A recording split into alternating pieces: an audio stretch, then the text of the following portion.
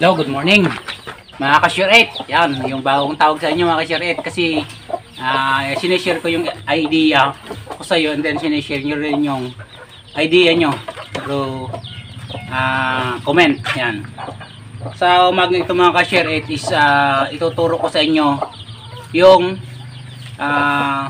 pagkanto naman ng gutter at saka in flushing. Yan, kasi naituro ko na sa inyo yung pagkuha ng valley gutter. Naituro ko na rin sa iyo yung ito yung mga na-upload ko ng video.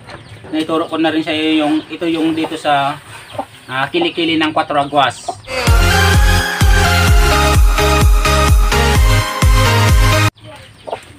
Ay sa corner to, sa dulo I mean. Sorry. Sa dulo. Ito naman yung kilikili sa mga atik. Ngayon, ito yan. Bali ma-maximize natin tong gutter na binili natin para mapakinabangan natin, hindi masayang yan. Para matuto kayo mga ka-share it. Ito naman sa araw na ito is ituturo ko sa inyo yung pag 45 degree gamit ang in flushing. Yan, tutukin lang natin to in flushing at saka gutter sa pamamagitan ng gutter nito. Ito yung Spanish gutter. Yan. Sa araw na ito isa sisilipin lang natin kasi huwag na natin silipin sa laser kasi alam ko marami sa mga beginners hindi sila makapag-invest ng laser kasi medyo mahal. Stand mahal, laser mahal. Dito muna tayo sa DIY para masundan mo yung mga ka-partner, mga ka-share it. Yan. Kaya subaybayan nyo itong video tutorial na ito, I mean, hanggang sa matapos para matuto kayo. Itong video pa lang na to, disclaimer lang mga ka-share it. Itong video na ito, video tutorial is ginagawa ko to para dun sa mga tao or mga construction worker na gustong matuto sa larangan ng pagkakanto ng gutter. Hindi to dun sa mga professional, hindi para sa inyo. Kaya kung ano man yung alam nyo, pwede kayong mag-comment, dagdag kalaman. Sa inyo lang yon, kasi iba't iba yung diskarte natin sa pagkakanto. Kaya doon sa mga nagko-comment na kung yung ano yung alam nyo na ipipilit nyo na gawin ko is hindi ko alam yon. Kaya yung alam ko lang ang share ko. Kaya doon sa mga para sa mga beginner lang ito, hindi ito sa mga nangungontrata na or mga professional na nagkakanto. Yan, simulan natin. Okay. Sa pagkakanto pala mga ka-share it ng gutter to in flushing na ang gagamitin is Spanish gutter. Ito kasi yung very common na ginagamit sa mga construction. Ayan. Kahit na sabihin natin modern po na ngayon, modern na ang mga bahay, may mayroon pa rin mga ilan na gumagamit ng mga ganito. Ayan. Unang-unang gagawin natin dito mga ka-share it is susuka tayo dito ng 25 cm. Ayan. I-eskwalahan natin yan. Pag na-eskwalahan natin yan mga ka-share it, yan, mayroon na siya. At the same time to, eskwalahan din natin yan. Eskwalado lang yung guhit niya mga ka-share it. Yan, parang balik rin natin para makita nyo. Wala akong cameraman ngayon kaya hihit-hihit lang natin yung yan. Ito, guhitan na natin dyan. At the same time naguhitan na rin natin dyan. Kasi mga ka-share it, diyan natin ngayon yan sisilipin. Assuming na magkakaroon tayo dito ng 45 degree. Yan, kasi yan, assuming lang yan mga ka-share it, pero dito talaga yung cutting natin. Yan. Yan. Parang pinakapatag lang natin ito, pero ang tapas niyan mga ka-share it is dito. Lapit natin. Baka hindi masyadong makita. Lakihan natin.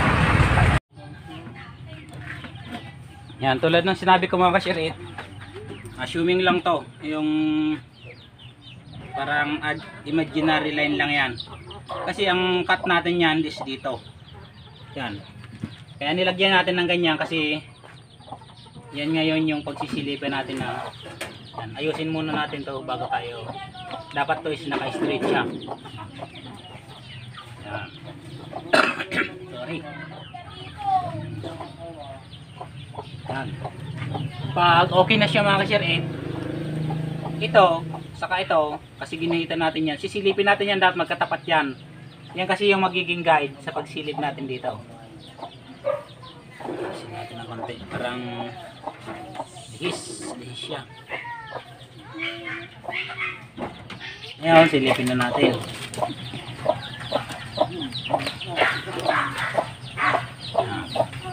Yan lang mga kashirit. Sinilip na natin to, saka yan. Dito, yan. And then, ito naman, at saka ito, katulad ng sinabi ko noon, silipin din natin.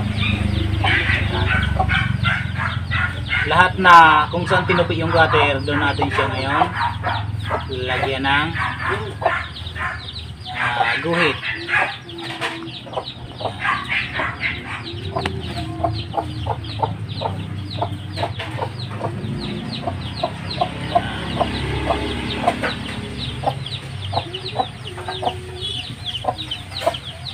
Yan. Lahat na kung saan tinupi yung gutter. Yan. Pag sinilip nyo yan dyan mga guys, oh, dyan pa lang makikita nyo kung okay ba yung pagkakasilip nyo, kasi tatapat yan dyan sa itong edge na yan, tapos itong ginuhit nyo dyan is tatapat yan. Ito. Pag may luwis dyan mga kashirit, ibig sabihin hindi maganda yung pagkakasilip, ulitin nyo na lang kasi sayang yung katulad ng mga kashirit, dapat dito siya. Yan. Nakapaggawa na tayo ng guhit. Tulad ng dati, kukoneksyon natin yan. Gumamit pala ako kashirit ng lapis kasi doon kasi sa unang mga video ko, although tutorial yon, marami nagko-comment, madumi daw yung gawa natin. Siyempre, may malaki yung 200 ba naman ng pintel pen. Siyempre, talagang parang madumi siya. Ang purpose ko noon, kaya gumamit ako ng ganon, para mas lalo nyo makita yung outline. Ngayon, try naman natin gumamit ng lapis. Yan. Hindi siya masyadong makita, pero malinis yung kalalabasan. Kasi ito talaga yung ginagamit namin. Yan. Gamitin natin ito mga kashirit. Kung maalala nyo, yung ginagamit. Ito kasi mga kashirit, pwede rin siya. Kaya lang, mayroong stopper dito. Sagabal siya.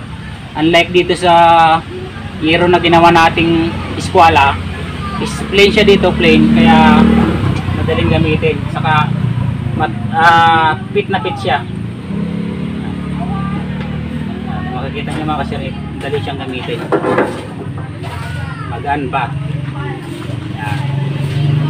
Yan, nagkuhitan na natin. Ito ngayon is pagkukonektahin natin yung mga broken lines.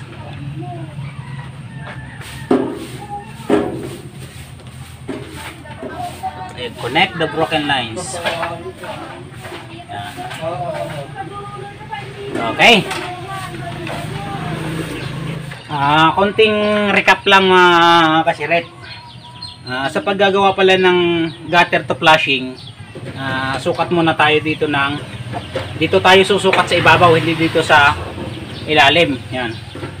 25 cm. Yan. Kasi gagawin natin dyan, 45 din tayo ulit dyan. 45 degree ang linya yan mga kashirit. Noon sa mga nagko-comment, ito yung tinatawag na 45 degree na guhit. Pag naitapit na natin yan, katulad nito,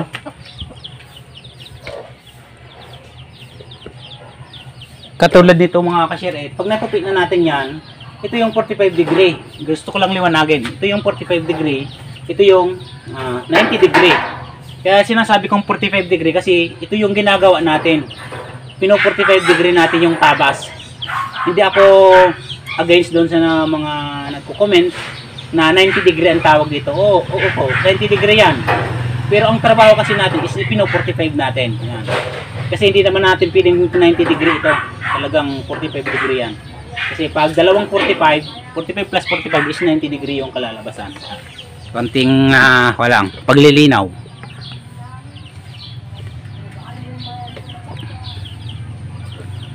Yan. Yan mga kashirit, nakapagawa na tayo dito ng outline.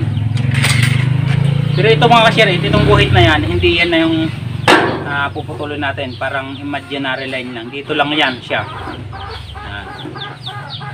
Ngayon, para maibaluktot natin yan, of course, sisilip din tayo ulit dito. Kasi itong mukha na to, ito yung magiging takip dyan. Okay, let's watch. Let's watch and learn.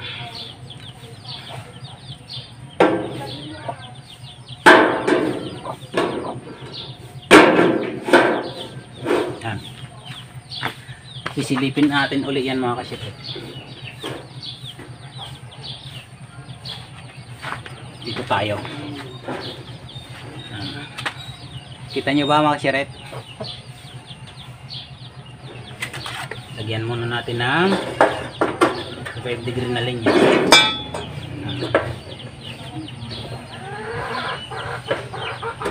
Kaya pag walang cameraman mga ka-shiret, kasi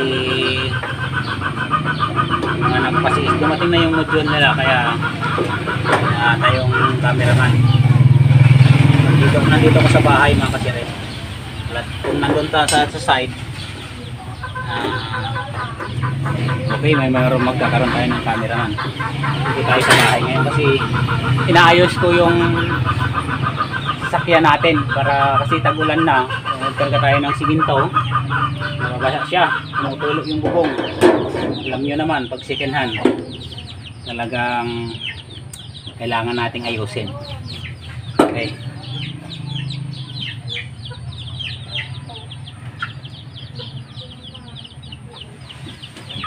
Para pala mga ka-shiret hindi kayo maligaw kung saan nyo ilalagay dito yung eskwala, yung sa mga beginner, bigyan ko lang ng tip, lagyan nyo ng, hatiin nyo to, yan, guhitan nyo, yan, ito makikita nyo nakatapat dito sa sentro nya, lalagyan din natin siya dito ng sentro, yan. Para hindi kayo maligaw. Kung ilan yung sukat dito, 1 metros. Ano lang para malinaw. Ito na lang natin. Yan. Kung ilan yung distansya dito, simula dyan, sa nilip natin kanina, hanggang dito, lagayin din natin ng marker. Para talagang 100% accurate.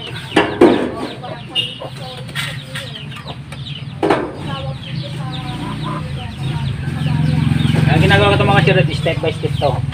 Pag wala tayong tutorial, banat na ng banat. Para masundan nyo mga ka-shiret, para matuto kayo.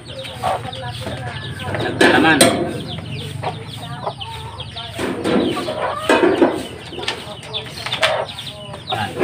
Itong distansya na yan, saka distansya na is parehas yan. Sinukat natin yan. Yan. Tapos, of course, sisilipin natin.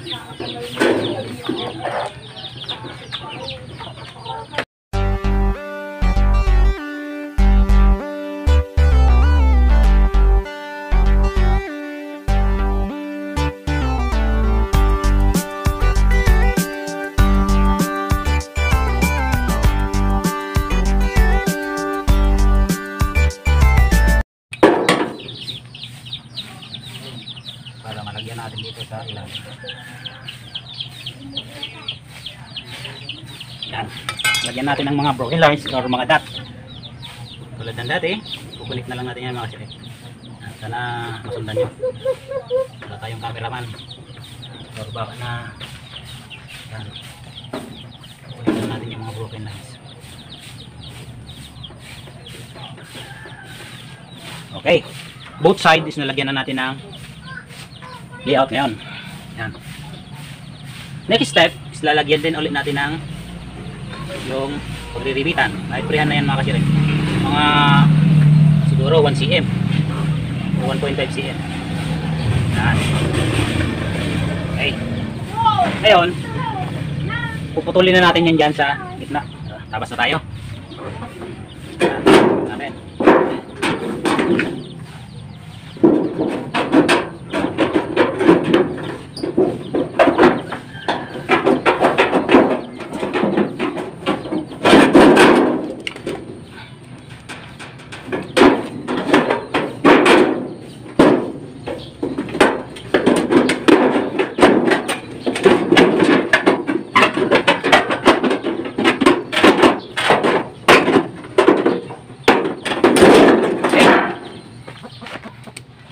on na natin.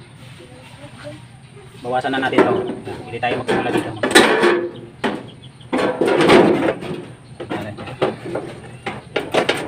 Susundan lang natin yung broken lines. Yung pangalawang ginuhit natin mga sira.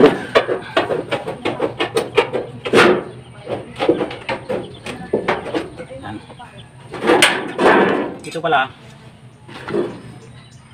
isasagad na natin siya dito kasi ito naman yung tatakip yan natin.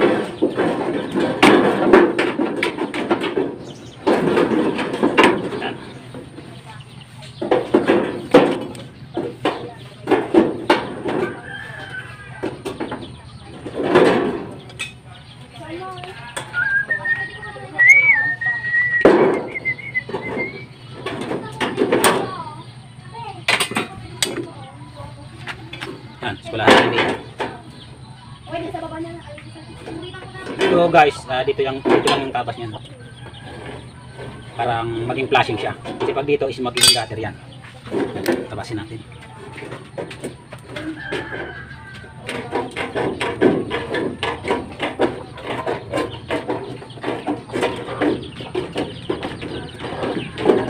Tanggalin natin yung tiyan ng gutter. Tapos tap na natin ito yan.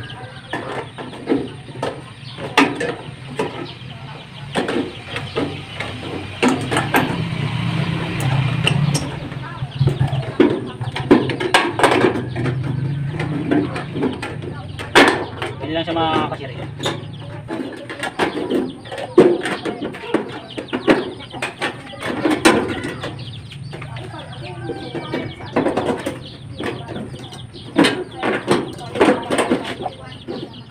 So yan dyan.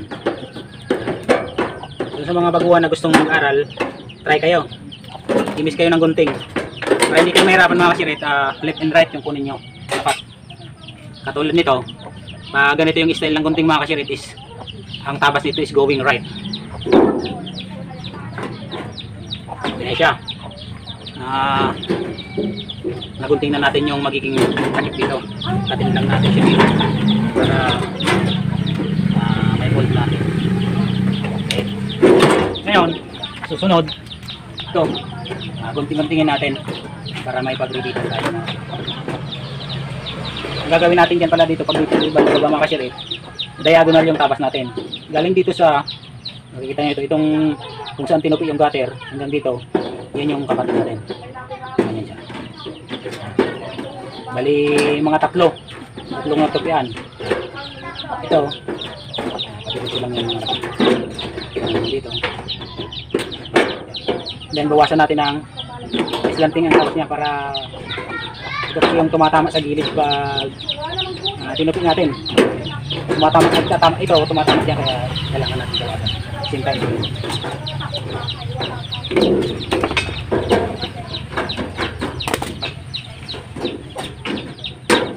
Okay.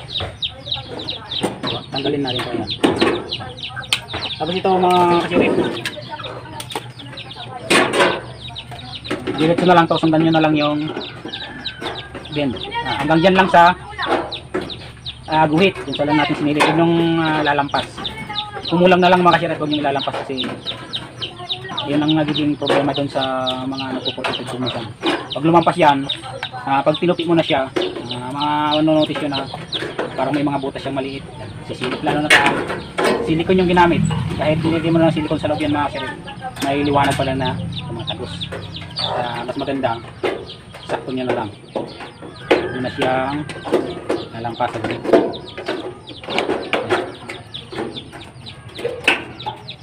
Yan. Ngayon, tapos natin ginunting, sunod na gagawin natin is i-fold na natin siya. Fold natin siya, pasok.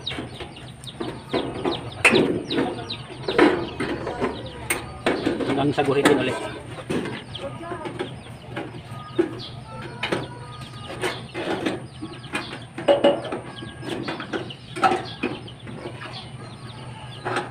Para para kumpleto mga kashiret. Sa sunod naman, ituturo ko sa inyo kung paano yung pagtabas. Mamaya na lang turo ko sa inyo lahat para complete matutunan nyo mga kashiret.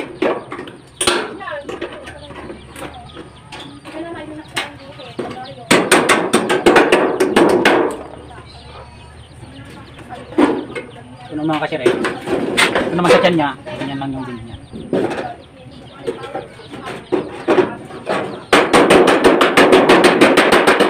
Okay, kung papansin nyo to, hindi natin tinabas kasi ito yung magiging takip dito.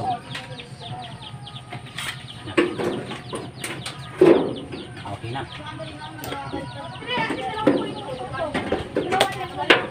Try natin.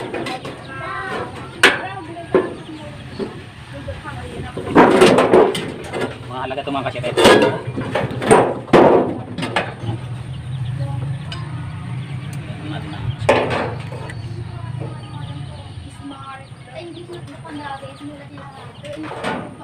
Kung makita nyo itong mga kashiret, ito kasi yung magiging takip dito para yung tubig hindi siya lumabas. Napakahalaga niyan mga kashiret. Madali lang yung tabasin mga kashiret. Ang gagawin natin, kukuha lang tayo ng original na tabasan natin galing dito. Tapos ipapatay natin. Hilutin natin kasi medyo nasira kanina nung itabas natin. Para pattern natin ulit dito siya. Kita nyo naman yan. Lapat na siya. Okay na siya. Ngayon, ilalagay na natin siya dito.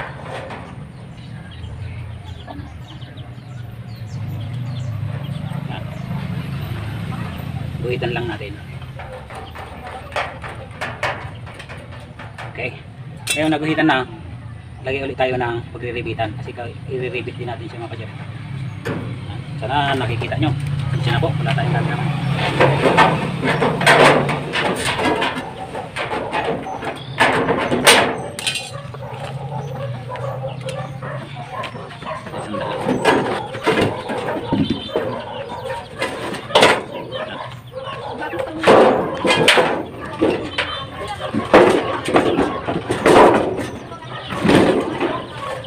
Yan mga kashiret, nakita nyo, pinattern natin yung kanina doon sa nagtabasan natin. Ngayon,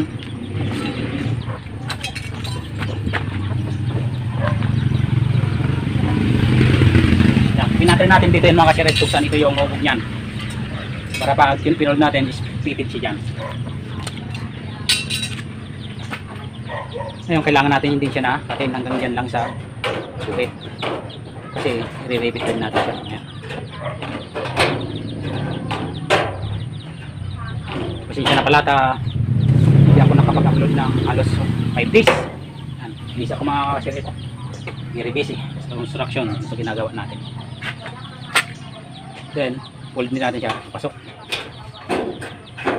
Ano yung mga cashier.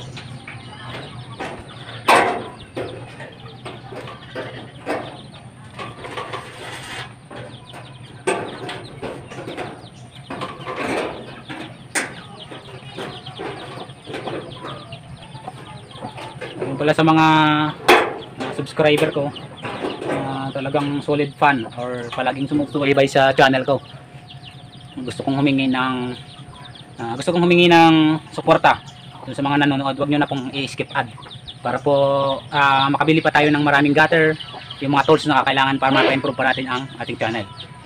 Kaunting hingi po ako ng tulong sa inyo sa mga subscriber ko. Maraming salamat po. Ngayon nagpapasalamat ako. Walang sawang pagsubaybay, suporta sa ating channel. Para mapa-improve pa natin yung ating channel, kailangan natin ng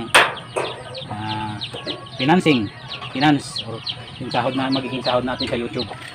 Magagamit natin para improve pa yung ating mga video tutorial para mas marami pa tayong matulungan at maturuan na nagnanais na matuto ng libre. Okay. Yan. Makita mga kashiret, okay na. Yan, pinan natin. Ayusin lang natin yung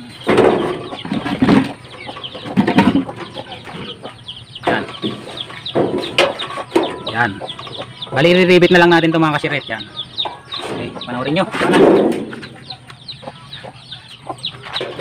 Kalit na natin.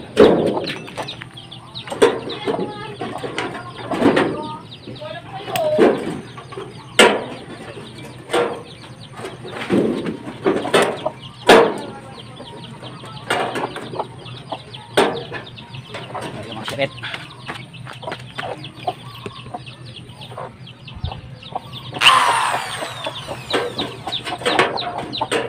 Kumain na natin dito sa bandang taas.